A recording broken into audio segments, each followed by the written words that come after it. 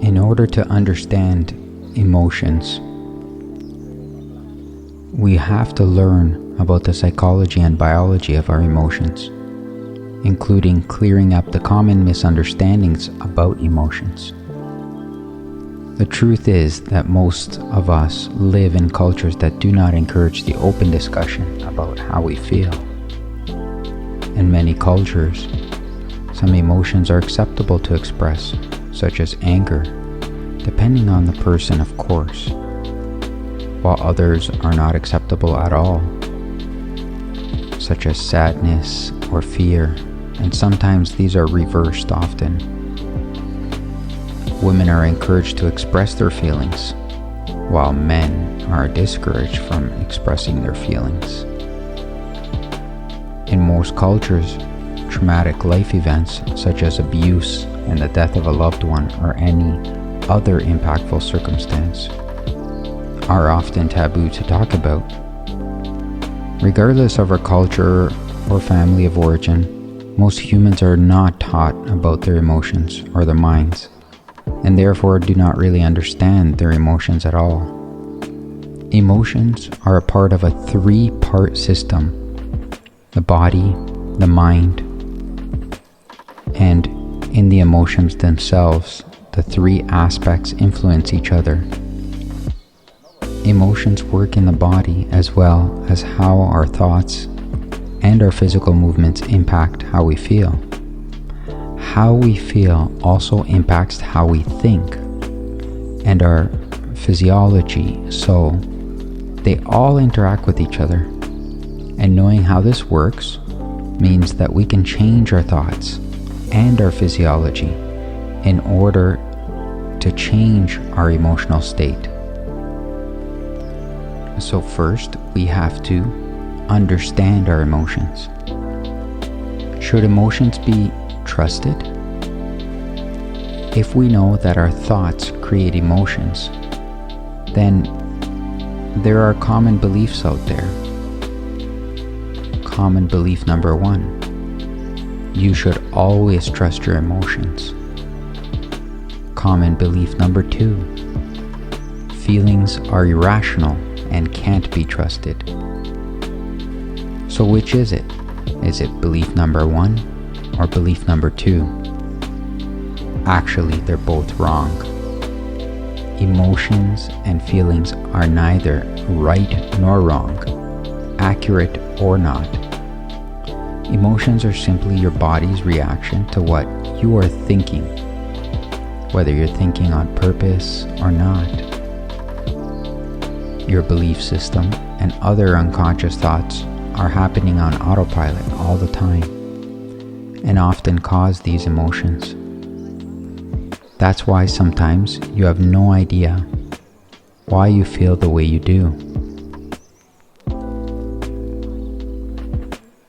So here's an example of why emotions are neither right or wrong, because they're just reacting to your thoughts. Firstly, think about something you don't have that you want. You may think you're unhappy because you don't have it, but that's not true. You're unhappy because of the thought, not because you don't have it. Secondly, have you ever been happy while not having it? Thirdly, if you didn't have it but didn't care, would you be unhappy? Next, if you still didn't have it but were doing something that kept you from thinking about it, such as going down a roller coaster, would you be unhappy about it? And finally, you see that not having doesn't make you feel bad, but thinking about it does.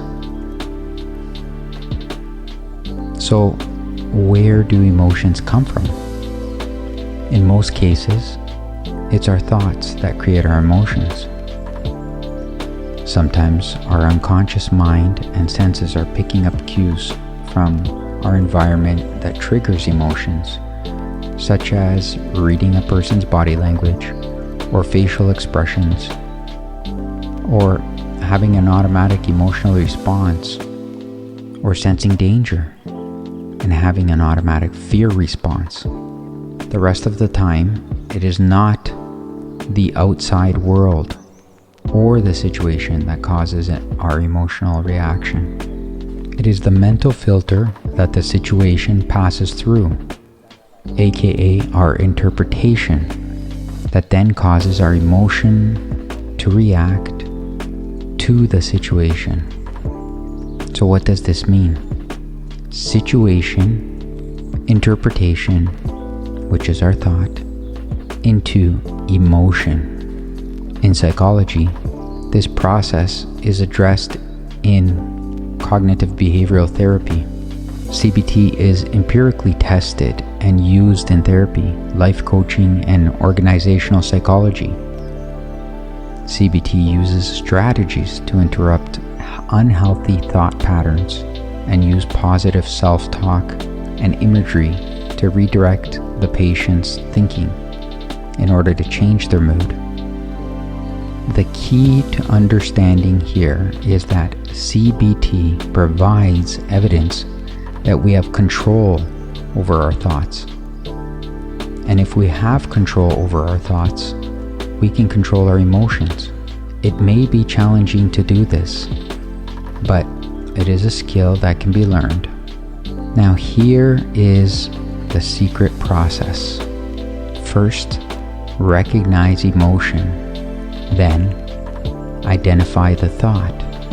Next, change the thought. And, as a result, change the emotion. Changing your thinking in order to change your emotion is the purpose of this lesson. And there are two ways to do this. The first way is focusing on something else, like a distraction. When you're experiencing an undesirable emotion, and identify that the cause is what you are thinking about, your first line of defense is to literally just change the subject of your thinking.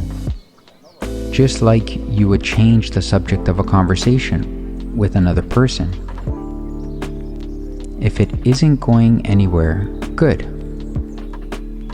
Sometimes the best way to feel better is to focus instead on something that feels better. Stop thinking about the thoughts that are triggering your emotions, and the emotions just stop. Thinking about something positive makes you feel good. This is great, and it works, but it doesn't always work. Sometimes the thoughts aren't going away. They're strong enough that you can't distract yourself from them. The situation you're judging in your mind is in your face, and it's persistent. In this situation, you can reach for a new perspective that helps you think differently about the situation, and therefore you feel better. Second, finding a new perspective. When you change the way you look at things, the things you look at change, even in the same situation or with the same facts. If you change your viewpoint, your experience of the situation will change. Now here's an example. A man was visiting a friend's house and went into the kitchen to make some tea. He didn't find tea. He couldn't find a tea kettle, and so poured water into a glass and placed it on a gas stove. He returned to the living room and a minute later smelled something burning. He returned and found that the handle of the glass had caught fire. He quickly put out the fire. He apologized to his friend and was feeling both embarrassed and guilty.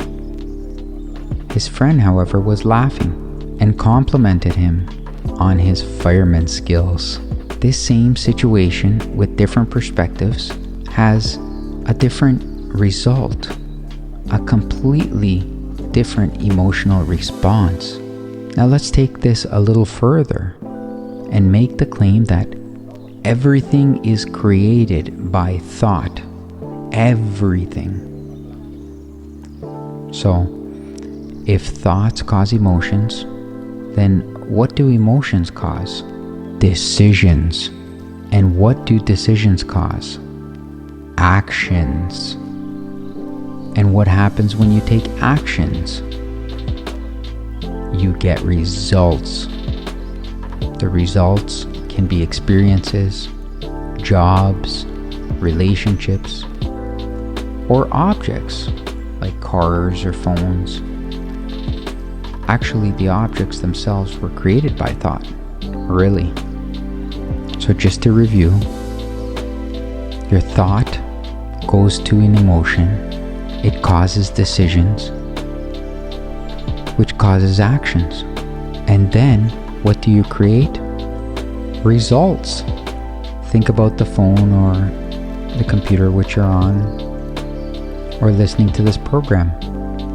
Before you owned it, or whoever bought it for you, had to have the thought to buy it. And for it to be at the store, somebody would have to have the idea to stock it and sell it. And before that, someone would have to have the idea to make it. And before that, someone would have to have the idea to invent it. So if you're using an iPhone, Steve Jobs and his colleagues at Apple literally thought the iPhone into existence. But it doesn't start there. Before that, someone had to have the idea for a touchscreen, and someone else had to have the idea for apps. And then someone else would have to have the idea for a cell phone. And before that, someone else would have to have the idea of a phone. And before that, someone else would have to have the idea of wanting to communicate over a distance.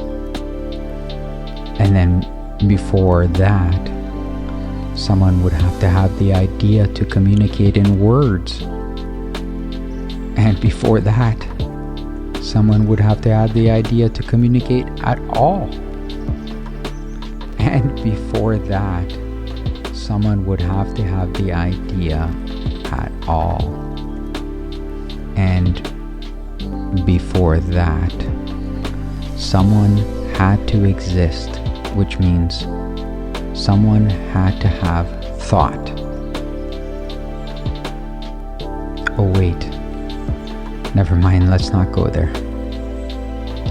So, can you see how all of these ideas, these thoughts, are what led up to this piece of technology sitting in front of you? Can you appreciate that thousands of years of evolution of thinking has been conspiring so that you can be watching or listening to this right now? It is pretty amazing. And I hope that I've convinced you that thoughts create emotions, which leads to things. So, the final question is,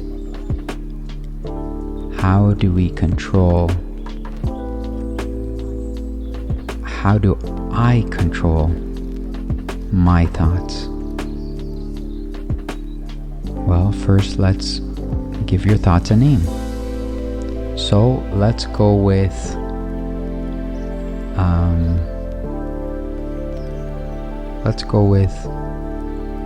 Bull. So Bull starts rambling inconsistently and then hops on a negative train. Imagine Bull has a funny voice, or is wearing a clown suit, or a suit with horns. Bull is not you, and it doesn't know what it's talking about. Protect Bull. Bull's easily influenced. So always ask yourself, if you really believe what it's saying, pay special attention for any thoughts coming from Bull that sound eerie, that sound similar, to things that other people say, such as your parents, the media, or authority figures. So choose what you expose to Bull to wisely see that Bull is apt to believe it and repeat it. I want you to observe Bull as often as you can. Remind yourself to watch your Bull. Notice what it's thinking about. If you don't like what it's thinking, choose a new thought. You're in charge. This is especially important if Bull is thinking about what you don't want or something that worries you. It takes time to get good at controlling Bull. You'll notice times when Bull runs off on a tangent of terrible thoughts without noticing. Sneaky Bull. Then you'll eventually notice that Bull is doing, and you can whack Bull. Just whack Bull on the head. It's like playing whack-a-mole. Whack him and say, "Bad Bull." This stops the negative thought, giving you a moment to remember that you have a choice, and then pick a better feeling thought. The more you observe Bull, the better you'll get catching Bull in the act. You'll be able to interrupt Bull before your emotions spiral out of control. So we all experience a wide range of emotions, from despair to joy. And we'll look at the emotional scale. This scale has 12 levels. In my next video, I'll explain everything from joy, passion, optimism, contentment, pessimism, overwhelm, worry, anger, hatred, sadness, fear, powerlessness, and the different levels of emotions. With these levels of intensity, there is a few that we focus on overcoming, and these are the negative emotions. We'll also talk about situational versus psychological fear. The good news is that a conditioned emotion response does not define our future. In fact, even something as extreme as a phobia can be changed with what is called extinction. This can take time, just like your original conditioning. Therefore, be patient with yourself and celebrate your small successes. If you've enjoyed this emotional intelligence EQ lesson, then click on the video above and let's continue our EQ journey together.